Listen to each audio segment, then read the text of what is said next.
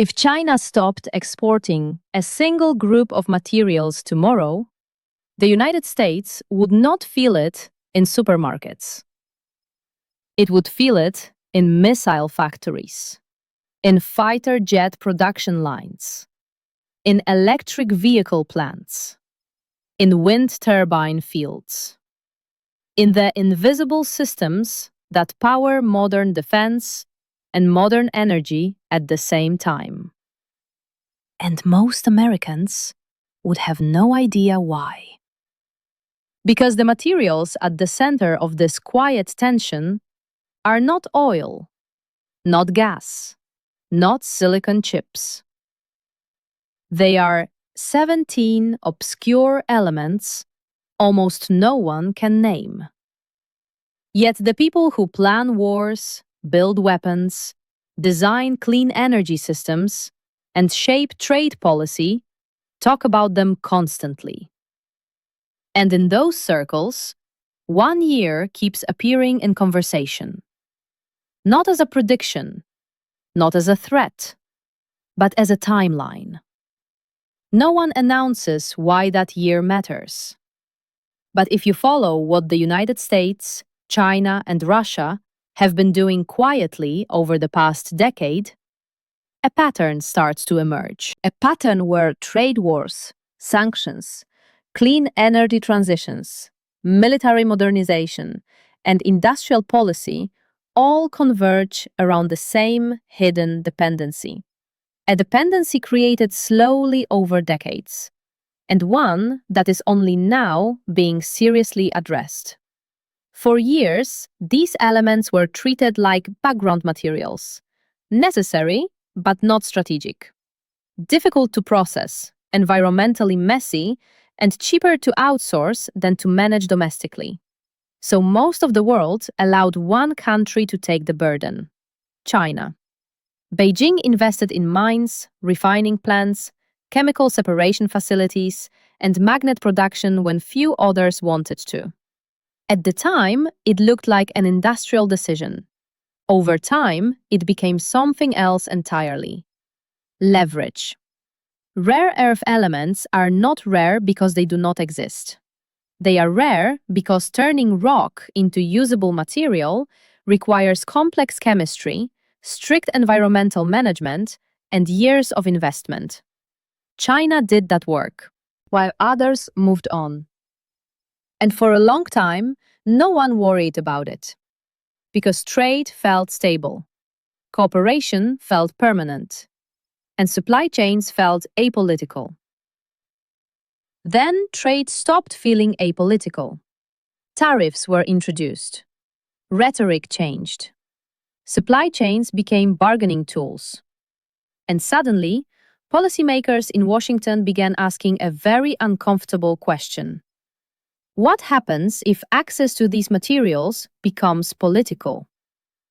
Because unlike oil, you cannot simply buy them anywhere. Unlike chips, you cannot quickly build factories for them. Unlike weapons, you cannot stockpile decades of supply. You need continuous access and continuous processing. This is where the trade war quietly collided with something far more serious than tariffs. During periods of escalating tension between the United States and China, Chinese officials made subtle references to export controls, regulatory reviews, and oversight mechanisms related to rare earth shipments. No dramatic bans, no public threats, just reminders. And reminders were enough. Because the United States realized something alarming. A large portion of the supply chain for materials critical to defense systems and advanced energy technologies ran through a geopolitical competitor. Not by accident, by design. Inside Washington, this realization triggered reviews that rarely make news headlines. Defense reports, congressional hearings, industrial policy studies, all circling the same question. How long would it take to rebuild this capability at home or with allies? The answer was not comforting. Years, not months, years. Because rebuilding rare earth supply chains means new mines, new refining plants, new magnet factories, new environmental approvals, new logistics networks. You cannot rush chemistry. You cannot rush infrastructure. This is when the mid-2020s started appearing in strategic documents, not as a date for conflict, but as a date for transition, a point where new facilities might finally reduce dependency, where vulnerability begins to shrink, where leverage begins to balance. And 2026 sits directly in the middle of that window. Meanwhile, China did not slow down. Beijing tightened control over rare earth processing through regulations, industry consolidation, and export oversight. Not loudly, but deliberately. Because China understands something most people do not. Control over processing is more important than control over mining. You can have minerals in the ground, but without processing, they are useless. Russia, watching this dynamic from another angle, recognized its own interest. Under sanctions, Moscow has needed alternative supply channels for advanced materials. And China, with its refining dominance, became an important economic partner in more ways than one. Suddenly, the rare earth story was no longer just US versus China. It became a triangle, where Russia's alignment with China added another layer of strategic weight to the same materials. At the same time, global demand for these elements exploded. Electric vehicles require high-performance magnets made from neodymium and dysprosium. Wind turbines rely on similar materials. Smart grids, advanced batteries, sensors, radar systems, precision weapons all depend on them. What was once a niche industrial concern became central to the clean energy transition and central to modern warfare. This convergence is what makes the timeline so important, because by the mid-2020s, several things happen at once. New US and allied rare earth projects are expected to become operational. China's control remains strong, but increasingly challenged. Global demand peaks as energy transitions accelerate, and whoever controls processing capacity during this window holds disproportionate influence. This is why analysts talk about a deadline, not because something dramatic must happen, but because vulnerability has a timeline. And by 2026, that timeline reaches a turning point. Either dependency begins to fall, or leverage remains uneven. What makes this story fascinating is that it does not look dramatic from the outside. There are no fiery speeches, no dramatic headlines, just quiet investment, quiet regulation, quiet planning, across three major powers, all focused on the same 17 elements. Most people will never hear about this directly. They will feel it indirectly, in technology pricing, in industrial shifts, in policy decisions they do not connect to minerals buried underground. But behind those effects lies a race that has been underway for years. A race not to find these elements, but to control what happens after they are mined. Because processing is power. And this is where the political dimension quietly returns.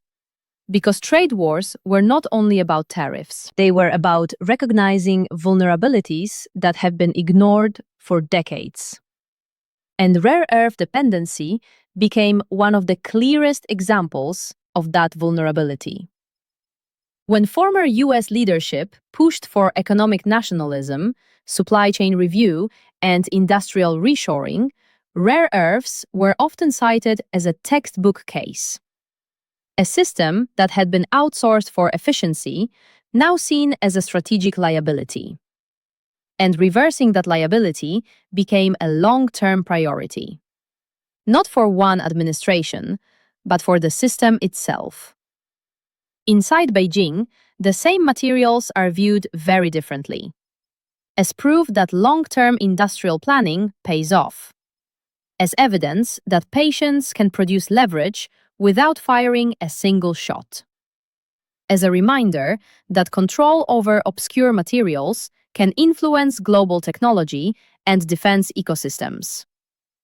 Inside Moscow, they represent resilience, a way to maintain access to critical components through economic alignment with China, a quiet but important factor in surviving sanctions pressure.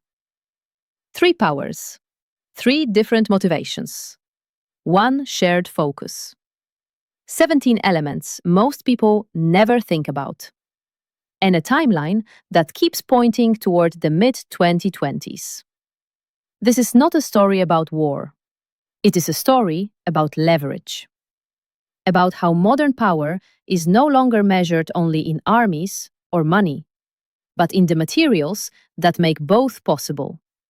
And for these materials, the clock has already been ticking for years. And this is where the story becomes more unsettling. Because the real issue is not that these elements exist. It is that for a long time, the United States did not need to think about where they came from. Supply was assumed. Access was assumed. Stability was assumed. And when stability is assumed for decades, planning quietly stops. China never stopped planning. While rare earth processing was treated as an environmental headache in many countries, Beijing treated it as an opportunity to build something others did not want to manage. And over time, that decision placed China at the center of a supply chain that the modern world depends on without realizing it. This was not loud strategy. It was patient strategy. And patient strategy often goes unnoticed until it is too late to ignore. By the time US policymakers began talking seriously about rare earth vulnerability, China had already built chemical separation plants, magnet production facilities, industrial ecosystems around processing that took decades to mature. These are not factories you can build quickly. They require specialized expertise, environmental management, and technical knowledge that cannot be rushed, which is why the timeline matters. When Washington began reviewing its dependency, the question was simple. How fast can we rebuild what we allowed to move overseas? And the answer, again and again, came back the same. Not quickly. Because this is not about mining rocks. It is about mastering a complex industrial chain that had quietly migrated elsewhere. This is when rare earths stopped being an industrial issue and became a national security discussion. Because modern weapons systems rely heavily on high-performance magnets and alloys made from these elements.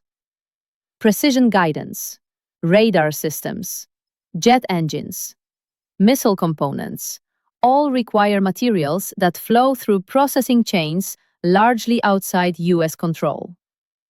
This realization did not cause panic. It caused planning, long-term planning, investment in domestic mining, partnerships with allies, funding for processing facilities, research into alternative materials. But planning does not remove vulnerability overnight. It creates a timeline for when vulnerability might finally decrease. And that timeline stretches into the mid-2020s. While this was happening, China made another move that few people noticed outside policy circles. It tightened export monitoring and regulatory oversight of rare earth shipments. Again, no dramatic bans, just signals. Signals that China understood the leverage it held, and that it was willing to manage that leverage carefully. Signals matter in geopolitics. They communicate capability without confrontation. And these signals were clear enough to accelerate urgency in Washington. Because if access ever became restricted, the consequences would not be symbolic. They would be industrial and military. At the same time, Russia's position added another layer to the situation. Under sanctions, Moscow had to find ways to maintain access to advanced materials and technologies. Economic coordination with China offered a pathway. And rare earth processing quietly became part of that broader relationship. Now, instead of a simple dependency, the United States was looking at a triangle. China controlling processing, Russia aligned economically with China, and the US trying to reduce exposure before the system could be used as leverage. Meanwhile, the world's energy transition added pressure from another direction. Electric vehicles and renewable energy systems dramatically increased demand for rare earth magnets. What was once a military concern became an economic one, because the same materials power both fighter jets and electric cars. This convergence is what makes the timeline feel urgent in policy circles. Not because conflict is expected, but because demand, dependency, and strategic planning all overlap during the same period. And by 2026, several key projects in the US and allied countries are expected to begin shifting that balance. Not completely, but enough to reduce the sense of vulnerability that has existed for years. Until those facilities are operational, leverage remains uneven. And uneven leverage creates strategic caution. This is why trade wars are not just about tariffs. They are about exposing vulnerabilities that were hidden by decades of stable globalization. And rare earths became one of the clearest examples of that exposure.